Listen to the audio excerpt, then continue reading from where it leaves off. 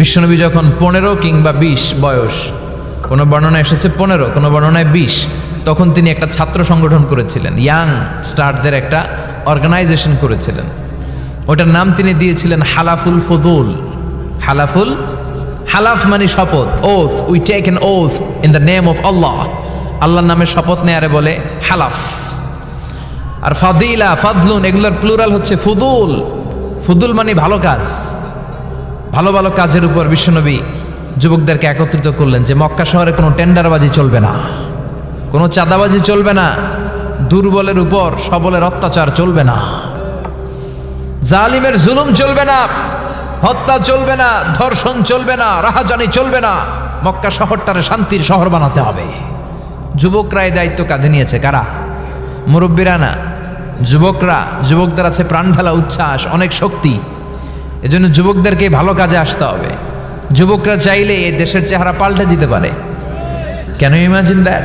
কল্পনা করতে পারেন? They can change Bangladesh, they can change the face of Bangladesh. তারা 56,000 বর্গমাইলের এই বাংলাদেশের চেহারা পাল্টে দিতে পারে। তাদের অনেক শক্তি। এজন্য যুবকদের এই শক্তি কাজে লাগাতে হবে। ফেন্সিডিল, গাঁজা, ইয়াবা, হিন্দি সিনেমা, এগুলোর পিছনে দৌড়ানো যাবে? পর্নোগ্রাফির পিছনে ছোটা যাবে? যুবক বয়সে ভয় করতে হবে কারে? চিল্লায় বলেন কাকে? আল্লাহ আমার যুবক ভাইদেরকে তুমি তৌফিক দাও। বিশ্বনবী এই হালাফুল ফুদুল তিনি গঠন করলেন মক্কাতুল মুকাররমাতে। পুরো মক্কা শহরটা শান্তির শহর হয়ে গেল। সুবহানাল্লাহ। হকের কথা বললে জেলখানা আছে না নাই? সাইয়েদ কুতুব শাহিদের জেলখানায় ভরা হলো। ওনারে জেলখানায় ভরার পরে আন্দোলন আরো 3 গুণ বেড়ে গেল।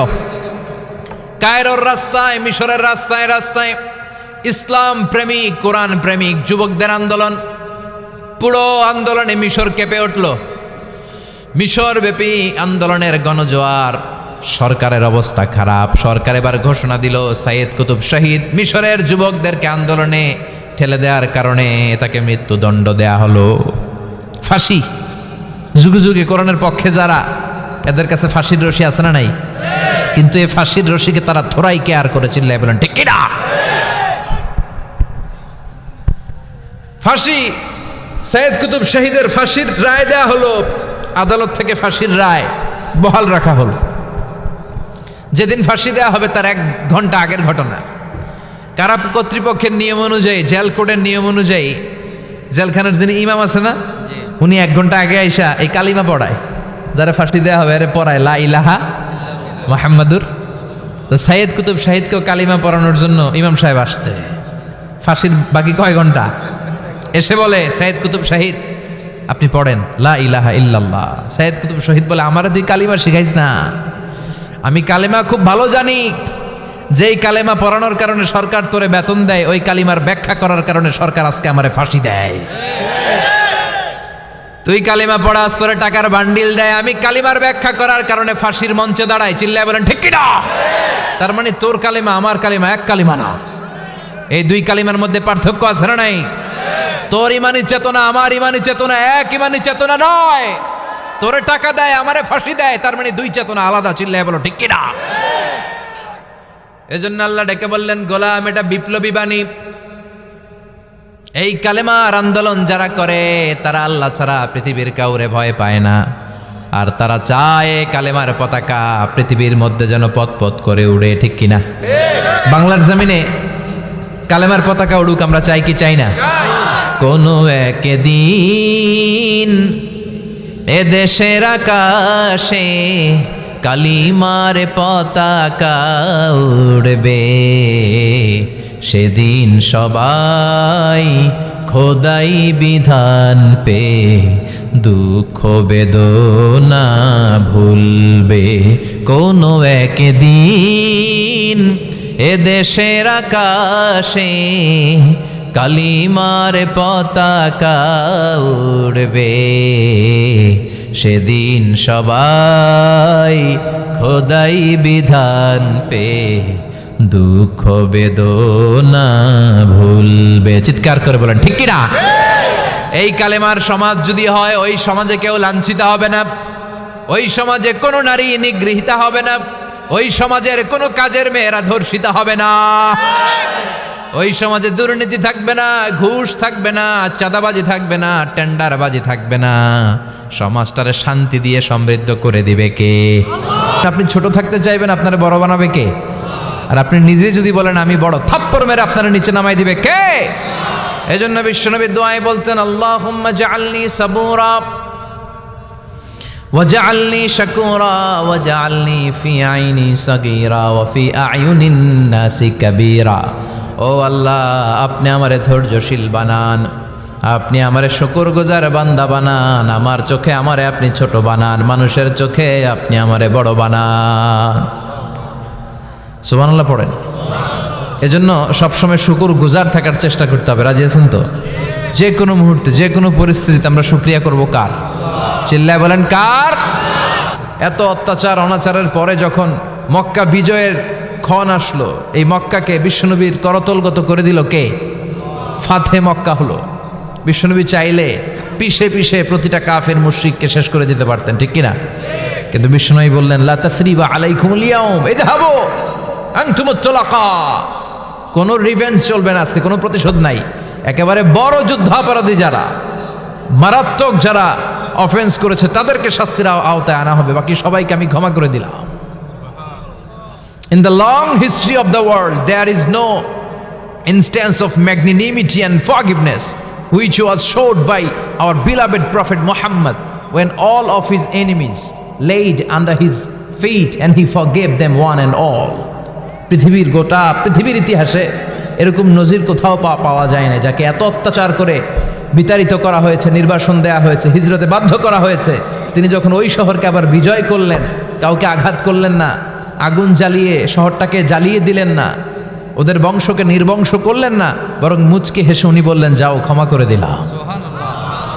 কি ধৈর্যশীল ছিলেন। আবার দোয়াও করতেন, আল্লাহুম্মা জাআলনি সাবুরা, আল্লাহ আপনি আমার ধৈর্য বাড়ায় দেন, ওয়া জাআলনি শাকুরা, আপনি আমার শুকরগুজার বানান,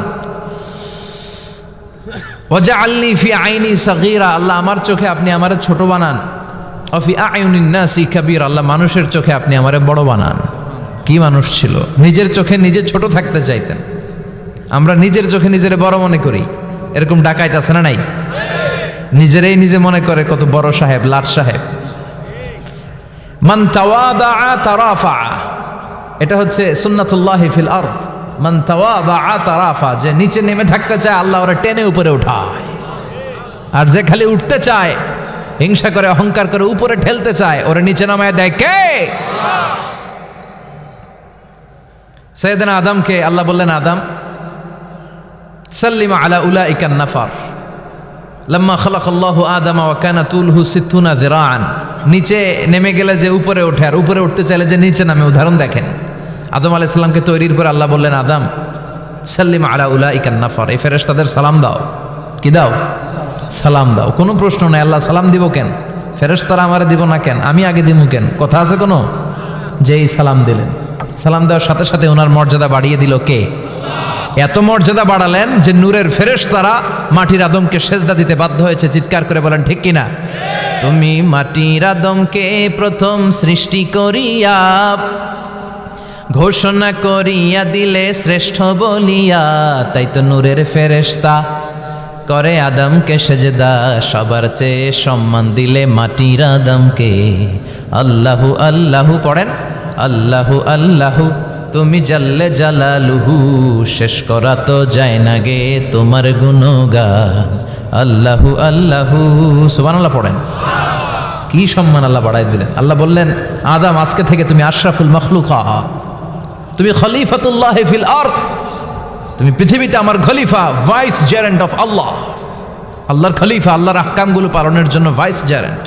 চুরি করলে হাত কেটে দাও, কার আইন? এই কাজ আদম তুমি দুনিয়াতে যেয়ে করবা। জিনা করলে ডেথ পেনাল্টি, হেড অফ, শিরোচ্ছেদ করে দাও, কার আইন? খলিফা হিসেবে মানুষ এসে করবে। মানুষকে আল্লাহ আশরাফুল মাখলুকাত বানিয়ে দিলেন, নিচু হয়েছে বড় বানিয়ে দিলেন। আর শয়তানের অবস্থা কি? শয়তানকে আল্লাহ বললেন সেজদা দে আদমকে। শয়তান যুক্তি দাঁড় করিয়েছে, খালাকতাহু মিন তিন খালাকতানি মিন নার ওয়া খালাকতাহু মিন তিন। আল্লাহ আপনি আমারে বানাইছেন আগুন দিয়া। কি দিয়া? আগুনের ধর্ম উপরের দিকে ওঠে, আর মাটির ধর্ম সে নিচে পড়ে থাকে, আমি কেন সেজদা দেব? শয়তানকে চিরকালের জন্য ইবলিস মালউন, অভিশপ্ত আর জাহান্নামী হিসেবে ঘোষণা দিয়ে দিল কে? বাড়ি কেনার আগে আগে প্রতিবেশী দেখে নাও, আরবি ভাষা একটা প্রবাদ। আর 4 নাম্বার হচ্ছে ওয়াল মারকাবুল হানি, মানে হচ্ছে লিটারালি হচ্ছে সুইট রাইডিং, ভালো একটা আরোহণ। এটা বর্তমানে গাড়ি হতে পারে, একটা সুন্দর চমৎকার গাড়ি, ভালো ব্র্যান্ডের গাড়ি, মার্সিডিজ না হতে পারে। তারপর রাসূল সাল্লাল্লাহু আলাইহি ওয়াসাল্লাম টেস্টিফাই করছে আপনার এটা নেগেটিভলি নেওয়ার সুযোগ নাই। হ্যাঁ, এটা দুনিয়াবি দিক থেকে তো অবশ্যই একটা সুখের মাধ্যম, মার্সিডিজ ব্র্যান্ড হতে পারে। অথবা রাসূল সাল্লাল্লাহু আলাইহি ওয়াসাল্লামের সময় ছিল যে কোনো আরোহণ, ভালো ঘোড়া, তেজস্বী ঘোড়া, উট, হ্যাঁ এগুলো। তাহলে এই 4টা হচ্ছে আরবা মিনাস সাআদা। এই 4টা জিনিস পার্থিব জগতের সুখ এনে দেয়, মানুষকে সৌভাগ্যশীল বানায়। তার মানে ইসলাম এটা নিষেধ করে নাই। কিন্তু দ্য পয়েন্ট ইজ হেয়ার, রাসূল সাল্লাল্লাহু আলাইহি ওয়াসাল্লামের জীবনে কয়টা ছিল বলেন? এই 4টার মধ্যে থেকে রাসূল সাল্লাল্লাহু আলাইহি ওয়াসাল্লামের জীবনে আসলে কয়টা ছিল? শুধু 1 নাম্বারটাই ছিল। যদি আপনি মানে একেবারে সঠিকভাবে চিন্তা করে দেখেন, এই 4টা জিনিস থাকলে যে জীবনটা খুব স্মুথ হয়, রাসূল সাল্লাল্লাহু আলাইহি ওয়াসাল্লাম বলছেন কথা ঠিক, কিন্তু উনার কয়টা ছিল? একটাই ভালো মতো ছিল, সেটা কি? নেককার স্ত্রী, মারআতুস সালিহা, এটা ছিল। 2 নম্বরে আসেন আল মাসকানুল ওয়াসি, তো মোটেও ছিল না। রাসূল সাল্লাল্লাহু আলাইহি ওয়াসাল্লামের ঘরের সাইজ জানেন তো না? এখন মক্কা মদিনায় গেলে বিভিন্ন মাআরিদ হয়, ওখানে দেখা যায় যে কত মিটার বাই কত মিটার, খুবই ছোট একটা রুম। আম্মা জান আয়েশা রাদিয়াল্লাহু তাআলা আনহার ঘরের সাইজটা যদি বলি খুবই ছোট। এই অল্প কিছু জিনিস রাখতে পারে, একটা জাজিম রাখতে পারে, কয়েকটা জিনিস ঝুলায় রাখতে পারে, আর 2জন থাকতে পারে কোন রকম। কাছাকাছি ধরলে পাইছেন পাশে ফাতেমার ঘর, দিকে স্ত্রীদের ঘর। কিন্তু আপনি যদি বিগার সেন্সে চিন্তা করেন, কারা থাকতো আশেপাশে? এদিকে তো না, আবুল আহাব তো মক্কার কথা, লেটসে মদিনার কথাই যদি আমরা বলি, আপনার কারা থাকতো?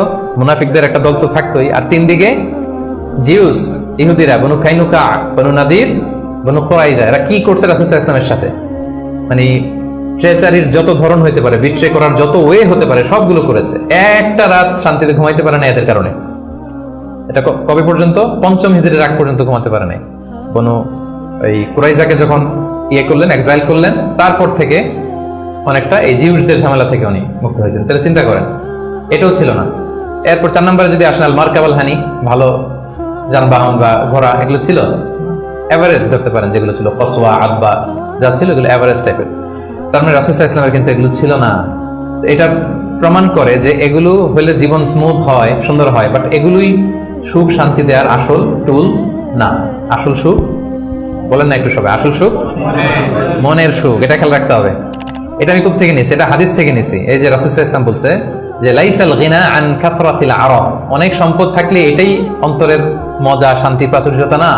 ওয়ালাকিন্নাল গিনা গিনান নাফস, মূল সুখ হচ্ছে অন্তরের সুখ, মূল ধনাঢ্যতা হচ্ছে অন্তরের ধনাঢ্যতা। আপনার অন্তর হ্যাপি তো সব হ্যাপি। আপনি না খেয়ে, সামান্য খেয়ে, আপনি ছোট্ট ঘরের ভিতরে আপনি সুখ আর সুখ, এরকম ফ্যামিলি আছে না? আপনারা কি মনে করেন যে রিক্সাওয়ালার যে বস্তির ভিতরে কুড়ে ঘরে কোনো সুখ নাই? কথা বলেন, আছে না? আছে। এদেরকে আল্লাহ সুখের সন্ধান দিয়েছেন। তো নট নেসেসারি যে আপনার টাকা পয়সা এগুলো হইলেই সুখ হবে না। আরেকটা হাদিস আমি ইবনে মাজাহ থেকে একটু শোনাই, খুব চমৎকার হাদিস। হাদিসটা সুনান ইবনে মাজাহ এসেছে, মান কানাতিদ দুনিয়া হাম্মাহু ফারাকাল্লাহু আলাইহি আমরাহু ওয়া জাআলা ফাখরাহু বাইনা আইনাই। লম্বা হাদিস, আমি অর্থটা বলি। হাদিসটা একটু খেয়াল করেন আমার সাথে। রাসূল সাল্লাল্লাহু বলেছেন, পার্থিব চিন্তা যাকে মোহগ্রস্ত করবে, মানে যে দুনিয়া নিয়ে পেরেশান, তার কি হবে দেখেন? তার কাজকর্মে আল্লাহ তাআলা অস্থিরতা ঢেলে দিবেন, সে অস্থির হবে। দারিদ্রতা হবে তার নিত্য সঙ্গী, এবং এই পার্থিব স্বার্থ সে ততটুকুই পাবে যতটুকু তার তাকদিরে লেখা আছে, এর বেশি পাবে? অস্থির যদি হন, আপনি পেরেশান হন, যত পেরেশান হন, আপনার তাকদিরে যা লেখা তার চেয়ে 1 ইঞ্চিও বেশি পাওয়া যাবে নাকি? যাবে। আর যার উদ্দেশ্য হবে আখিরাত, আল্লাহ তার সবকিছু স্মুথ করে দিবেন। সুবহানাল্লাহ। তার অন্তরকে আল্লাহ তাআলা ঐশ্বর্যমণ্ডিত করে দিবেন। এই যেটা বলতেছিলাম যে ফাইনাল গিনা গিনান নাফস, অন্তরের সুখ, হৃদয়ের সুখী আসল সুখ, অন্তরের সুখী আসল সুখ। এবং দুনিয়া স্বয়ং তার সামনে এসে হাজির হবে। যার চিন্তা হচ্ছে আখিরাত নিয়ে, দুনিয়া আপনাতে এসে ধরা দিবে। তো এই জন্য হৃদয়ের সুখটা, এটা যে আসল সুখ, এটা যেন আমরা ফিল করি, এটা এনশিওর করার ট্রাই করতে হবে। আপনি এটা না করে অন্যদিকে যদি বেশি ছুটেন, আপনার অস্থিরতা কমবে না, এটা আপনাকে দুঃখী বানাবে, অসুখী বানাবে, অস্থির বানাবে, আপনার সুখ কেড়ে নেবে জীবন থেকে।